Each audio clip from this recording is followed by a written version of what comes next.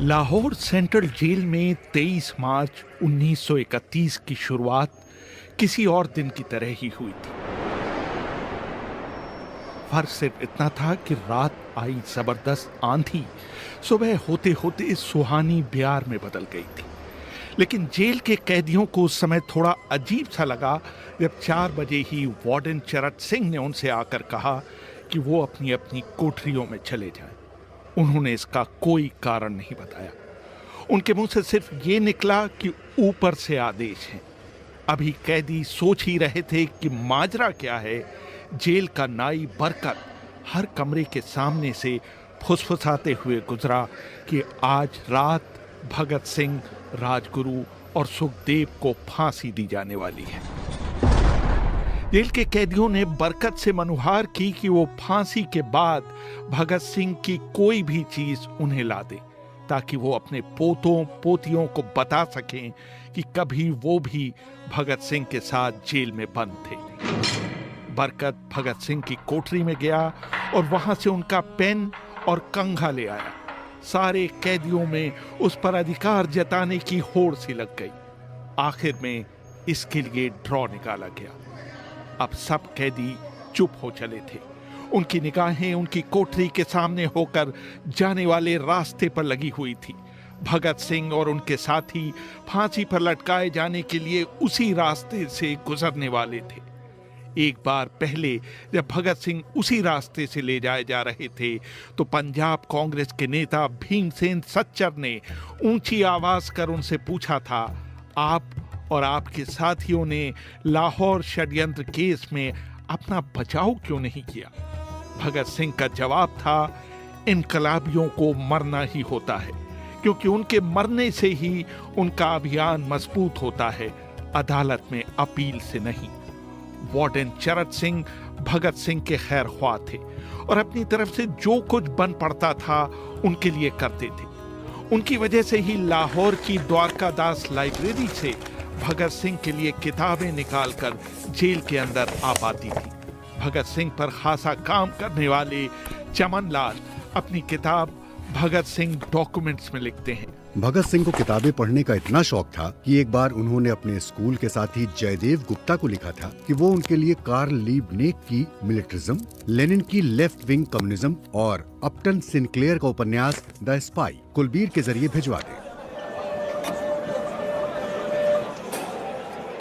Bhagat Singh jail की कठिन जिंदगी के आदी हो चले थे। उनकी कोठरी नंबर 14 का फर्श पक्का नहीं था, उस पर घास उगी हुई थी।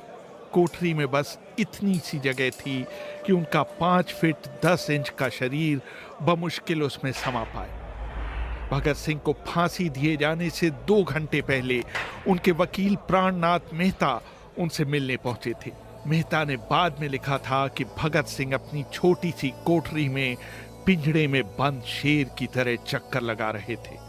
उन्होंने मुस्कुराकर मेहता का स्वागत किया और पूछा कि आप मेरी किताब रिवॉल्यूशनरी लेनिन लाए या नहीं। जब मेहता ने उन्हें किताब दी तो वो उसे उन्हीं के सामने पढ़ने लगे, मानो उनके पास अब ज्यादा समय न बचा हो। मेहता ने उनसे पूछा कि क्या आप देश को कोई संदेश देना चाहेंगे? भगत सिंह ने किताब से मुंह हटाए बगैर कहा, सिर्फ 2 संदेश, साम्राज्यवाद मुर्दाबाद और इनकलाब जिंदाबाद। इसके बाद भगत सिंह ने मेहता से कहा कि वो पंडित नेहरू और सुभाष बोस को मेरा धन्यवाद पहुंचा दें, जिन्होंने मेरे केस में गहरी रुचि ली थी। भगत सिंह के साथ ही रहे शिव वर्मा अपनी किताब रेमिनिसेंसेस ऑफ फेलो रिवॉल्यूशनरीज में लिखते हैं, मैं भी उसी जेल में था जिसमें भगत सिंह को रखा गया था। एक शाम हमारी जेल के ताले खोले गए और हमसे बाहर निकलने के लिए कहा गया। सरकार चाहती थी कि भगत सिंह की फांसी से पहले हमें वहां से हटा दिया जाए। गेट की तरफ जाने से पहले जेल के सुपरिटेंडेंट ने हमसे पूछा, क्या तुम अपने कॉमरेडों से मिलना चाहोगे? हमें भगत सिंह की कोठरी के बाहर ले जाया गया। उन्हें देखते ही मेरी आंखों में आंसू आ गए। भगत सिंह ने मुझे कहा, ये भावुक होने का समय नहीं है, जल्दी ही मैं सारी चिंताओं से मुक्त हो जाऊंगा। तुम वादा करो कि तुम हार नहीं मानोगे। इतना कहकर उन्होंने सींगचे से अपने हाथ बाहर निकालकर मेरे हाथों को पकड़ लिया। जैसे ही जेल सुपरिटेंडेंट ने ये दृश्य देखा, उसने चिल्लाकर आदेश दिया, मार्च। ये मेरी भगत सिंह से आखिरी मुलाकात थी। भगत सिंह से मिलने के बाद मेहता राजगुरु से मिलने उनकी कोठरी पहुंचे। राजगुरु के अंतिम शब्द थे, हम लोग जल्द मिलेंगे। सुखदेव ने मेहता को याद दिलाया कि वो उनकी मौत के बाद जेलर से वो कैरम बोर्ड ले लें जो उन्होंने उन्हें कुछ महीने पहले दिया था। मेहता के जाने के थोड़ी देर बाद जेल अधिकारियों ने तीनों क्रांतिकारियों को बता दिया कि उनको वक्त से 12 घंटे पहले ही फांसी दी जा रही।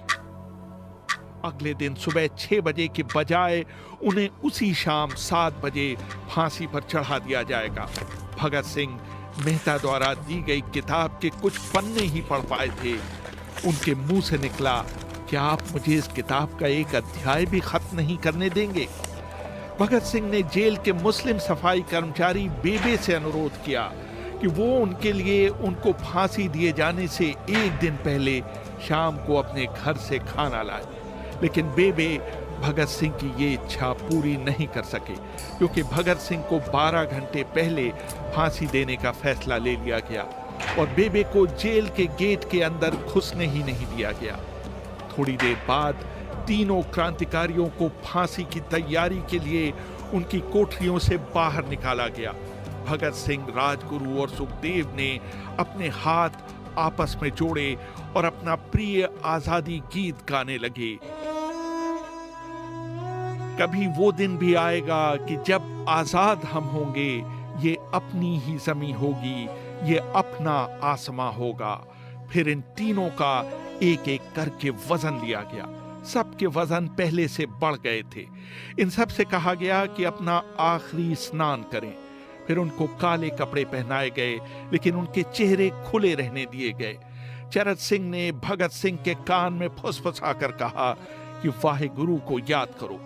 भगत सिंह बोले, पूरी जिंदगी तो मैंने ईश्वर को याद नहीं किया। असल में मैंने कई बार गरीबों के क्लेश के लिए ईश्वर को कोसा भी है। अगर मैं अब उससे माफी मांगूं तो वो कहेगा कि इससे बड़ा डरपोक कोई नहीं है। इसका अंत नजदीक आ रहा है, इसलिए ये माफी मांगने आया है। जैसे ही जेल की घड़ी ने 6 बजाए, कैदियों ने दूर से आती कुछ पद चापें सुनी। उनके साथ भारी बूटों के जमीन पर पड़ने की आवाजें भी आ रही थी। साथ में एक गाने का भी दबा हुआ स्वर सुनाई दे रहा था, सरफरोशी की तमन्ना अब हमारे दिल में है। तभी अचानक जोर जोर से इनकलाब जिंदाबाद और हिंदुस्तान आजाद हो के नारे सुनाई देने लगे। फांसी का तख्ता पुराना था, लेकिन फांसी देने वाला काफी तंदुरुस्त था। फांसी देने के लिए मसीह जल्लाद को लाहौर के पास शाहदरा से बुलवाया गया था। भगत सिंह इन तीनों के बीच में खड़े थे। वो अपनी मां को दिया गया वो वचन पूरा करना चाहते थे कि वो फांसी के तख्ते से इनकलाब जिंदाबाद का नारा लगाएंगे। भगत सिंह पर किताब लिखने वाले प्रोफेसर मलविंदर जीत सिंह वराइच लिखते हैं, लाहौर जिला कांग्रेस के सचिव पिंडी दास सोंधी का घर लाहौर सेंट्रल जेल से बिल्कुल लगा हुआ था। भगत सिंह ने इतनी जोर से इनकलाब जिंदाबाद का नारा लगाया कि उसकी आवाज सोंधी के घर तक सुनाई दी। उनकी आवाज सुनते ही जेल के दूसरे कैदी भी नारे लगाने लगे थे। तीनों युवा क्रांतिकारियों के गले में फांसी की रस्सी डाल दी गई, उनके हाथ और पैर बांध दिए गए। तभी जल्लाद ने पूछा, सबसे पहले कौन जाएगा? सुखदेव ने सबसे पहले फांसी पर लटकने की हामी भरी। जल्लाद ने एक एक कर रस्सी खींची और उनके पैरों के नीचे लगे तख्तों को पैर मारकर हटा दिया। काफी देर तक उनके शव तख्तों से लटकते रहे।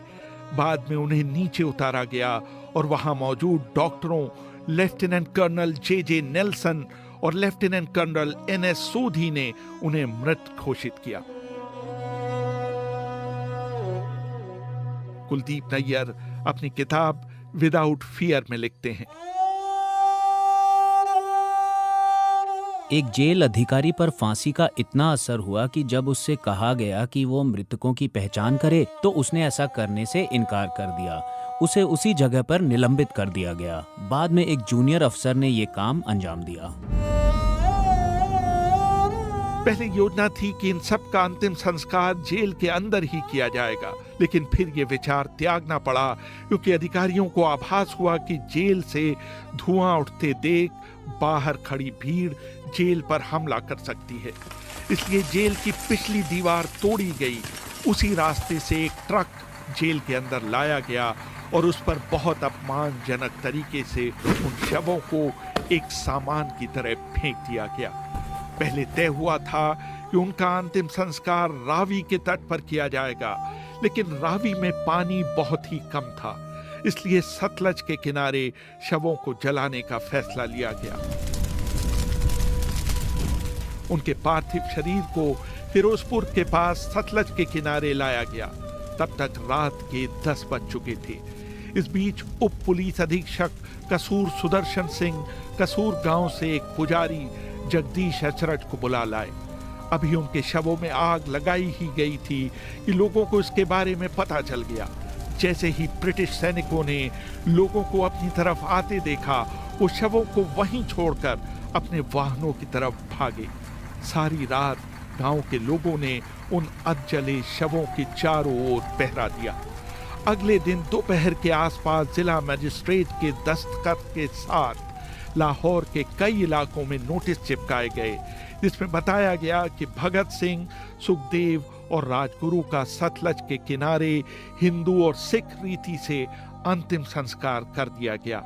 इस खबर पर लोगों की कड़ी प्रतिक्रिया आई और लोगों ने कहा कि इनका अंतिम संस्कार करना तो दूर, उन्हें पूरी तरह जलाया भी नहीं गया। जिला मजिस्ट्रेट ने इसका खंडन किया, लेकिन किसी ने उस पर विश्वास नहीं किया। इन तीनों के सम्मान में 3 मील लंबा शोक जुलूस लाहौर के नीला गुंबद से शुरू हुआ। पुरुषों ने विरोध स्वरूप अपनी बाहों पर काली पट्टियां बांध रखी थीं और महिलाओं ने भी काली साड़ियां पहन रखी थीं। लगभग सभी लोगों के हाथ में काले झंडे थे। लाहौर के मॉल से गुजरता हुआ जुलूस अनारकली बाजार के बीचों बीच जा रुका। यकायक पूरी भीड़ में उस समय सन्नाटा छा गया जब घोषणा की गई कि भगत सिंह का परिवार तीनों शहीदों के बचे हुए अवशेषों के साथ फिरोजपुर से वहां पहुंच गया है। जैसे ही 3 फूलों से ढके ताबूतों में उनके शव वहां पहुंचे, भीड़ भावुक हो गई। लोग अपने आंसू नहीं रोक पाए। वहीं पर एक मशहूर अखबार के संपादक मौलाना जफर अली ने एक नज्म पढ़ी, जिसका लब्बो-लबाब था कि किस तरह इन शहीदों के अधजले शवों को खुले आसमान के नीचे जमीन पर छोड़ दिया गया। उधर भगत सिंह की फांसी के बाद वार्डन चरत सिंह सुस्त कदमों से अपने कमरे में पहुंचे और फूट फूट कर रोने लगे। अपने 30 साल के करियर में उन्होंने सैकड़ों फांसियां होती देखी थीं, लेकिन किसी ने मौत को इतनी बहादुरी से गले नहीं लगाया था जितना भगत सिंह और उनके 2 कॉमरेडों ने। कम से कम उस समय किसी को इस बात का अंदाजा नहीं था कि 16 साल बाद उनकी शहादत भारत में ब्रिटिश साम्राज्य के अंत का एक कारण साबित होगी और भारत की जमीन से सभी ब्रिटिश सैनिक हमेशा के लिए चले जाएंगे।